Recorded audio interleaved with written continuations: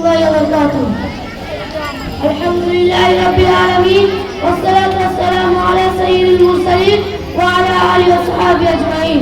أما بعد، قال الله تعالى: أعوذ بالله من الشيطان الرجيم، بسم الله الرحمن الرحيم.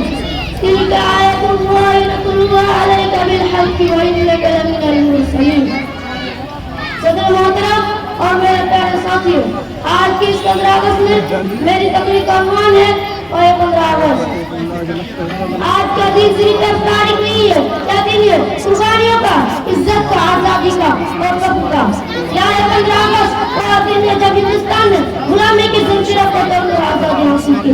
یہ وہ دن ہے جب پورا ہندوستان نے آزادی کے ساتھ کیے ہوئے. یہ دن ہمیں ان عظیم لوگوں کو یاد دلاتا ہوں جنہوں نے ہمارے لیے اپنا آج قربان کیا تاکہ ہم ایک آزاد کر دے سکیں. دوستو، پھانسی کو گلے لگایا، کبھی اشرف اللہ خان نے وطن پر جان نچھاور کی، مولانا ابوالکلام آزاد نے قلم سے انقلاب برپا کیا. اور سبھاش چندر بوس نے دنیا سے کہا: تم مجھے خون دو، میں تجھے آزادی دوں گا.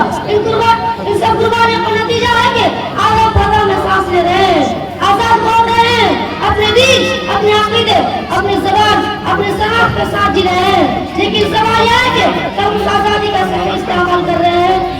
آج ہمیں آزادی ملی تو ہے، مگر کیا ہم آپ کے آزاد ہیں جب ہم اپنے گھروں کے باہر کچرا پھینکتے ہیں، جب ہم امتحان میں نقل کرتے ہیں، جب ہم نفرت پر قواعد کھلاتے ہیں، جب ہم اس آزادی کا حق ادا کر رہے ہیں.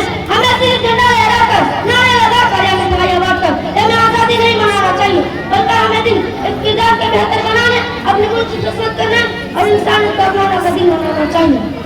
آج ہم سب کو یہ وعدہ کرنا ہے کہ ہم سچ بولیں گے، ایمانداری سے کام کریں گے اور اپنے ملک کو صاف رکھیں گے اور سب سے بڑھ کر اپنے دیش، اپنے وطن، اپنے بھارت سے محبت کریں گے، کیونکہ یہ ہمارا ملک ہے، اس سے بھی ہماری شہادت کی امانت ہے اور ہمیں ایسے منظر کی عزت کا گہوارہ بنانا ہے.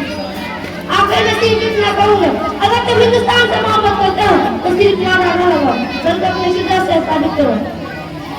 کسی شاعر نے کیا ہے خوب کہا ہے: ہم اپنے جان کے دشمنوں کو ہم اپنی جان کہتے ہیں، ہم اپنے جان کے دشمنوں کو ہم اپنی جان کہتے ہیں، محبت اور دوسری مٹی کو ہم ہندوستان کہتے ہیں.